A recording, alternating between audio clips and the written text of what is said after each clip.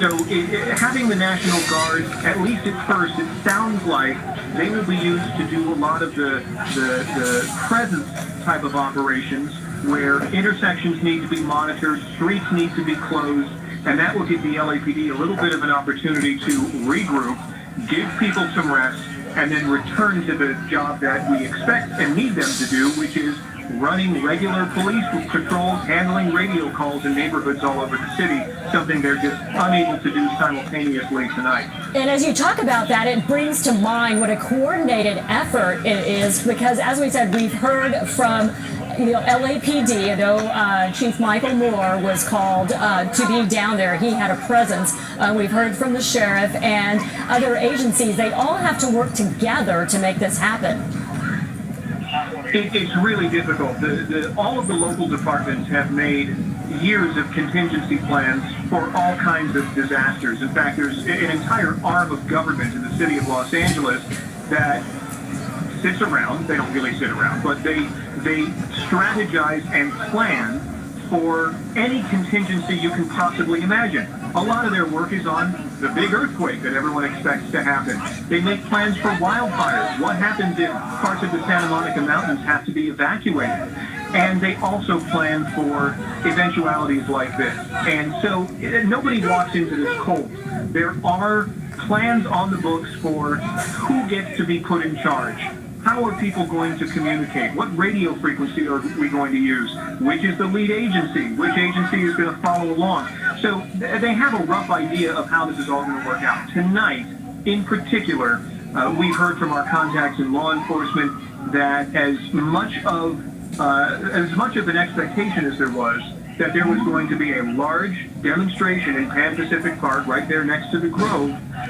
The preparations for that clearly were overwhelmed pretty quickly, and it just took law enforcement a while to catch up to that. Eric, it begs the question, is it possible the LAPD underestimated last night how things would get out of hand? I mean, we saw relatively not violent, I won't say peaceful, but not violent protests Wednesday and Thursday. We saw groups manage to get on the freeway. They damaged some squad cars. But last night took it to a whole new level. Did they underestimate the crowd?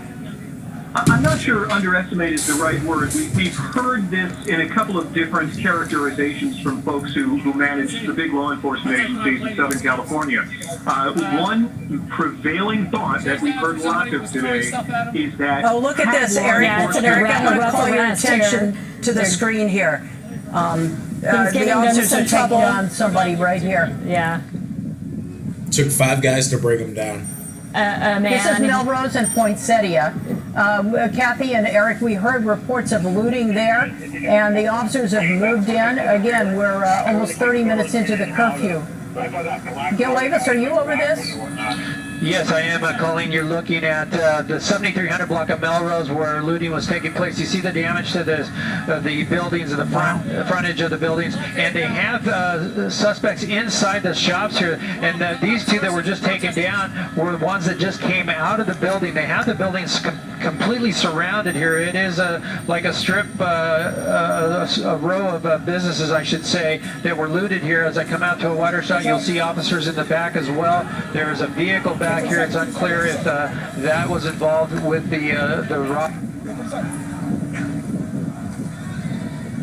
We saw 2 being taken into custody. That one right in the center of the screen was resisting arrest, tried to break free from the officers, and they had to take him down to the ground. You see another suspect right here with a mask on. He's in custody. He's not resisting, but the officers here waiting for those suspects to come out of the shops here. That looks like a TV shop, and I'm not sure what the building here is with the pink frontage, but you see one being taken away right now in custody. Here comes another one that they got.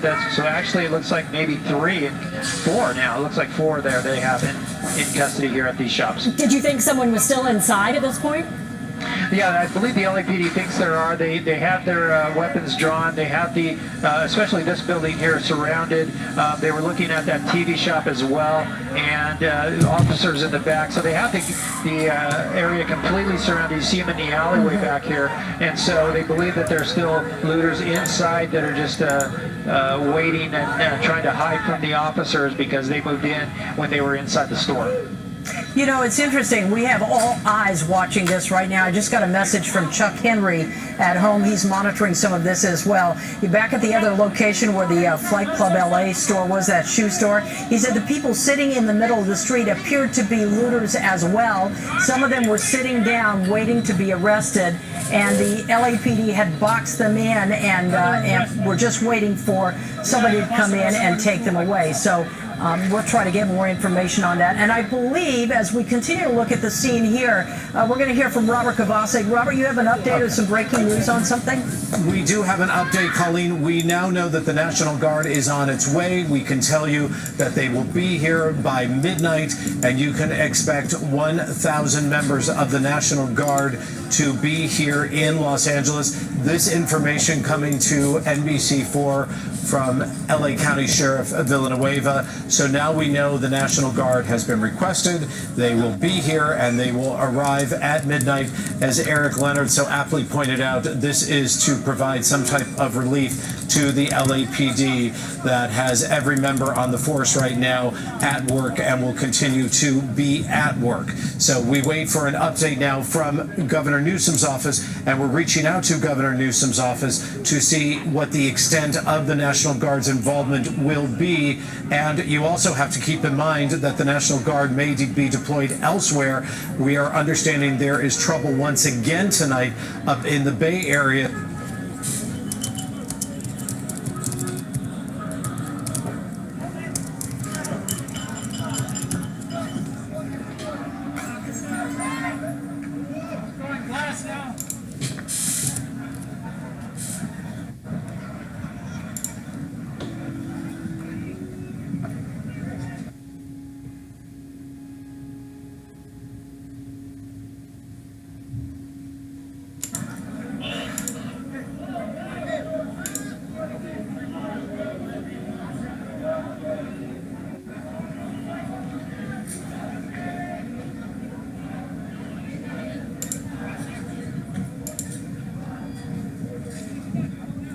Specifically for them to be in place by midnight. That's a pretty quick turnaround. I'm assuming it's the Army National Guard, not the Air National Guard, or it could be both. Do we know where they're coming from?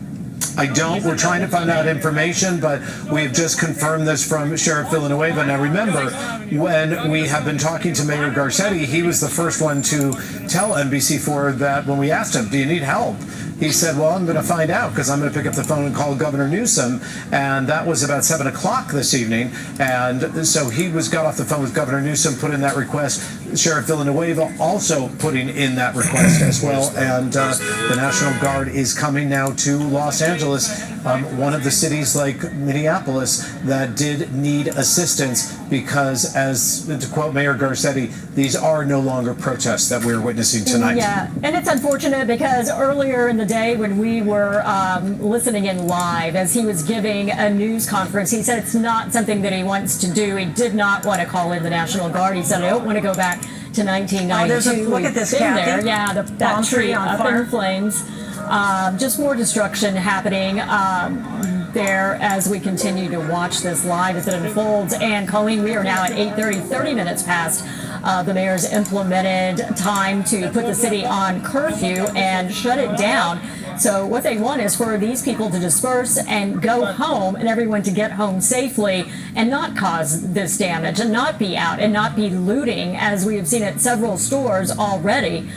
Including Nordstrom and the Ray-Ban store there at the Grove, but also that high-end sneakers shop where we just saw a free-for-all with people taking it seemed like the entire contents of the store out and getting into cars or walking or running away with their arms full of so many boxes that they couldn't hold on to it all. I'm wondering, as we watch this shot, if we can get an idea of what street this is. This is so dangerous here. You look at one of those palm trees. When it catches on fire, you've got civilian vehicles underneath there. You've got some of the protesters. Gil, are you over the scene? Can you hear us?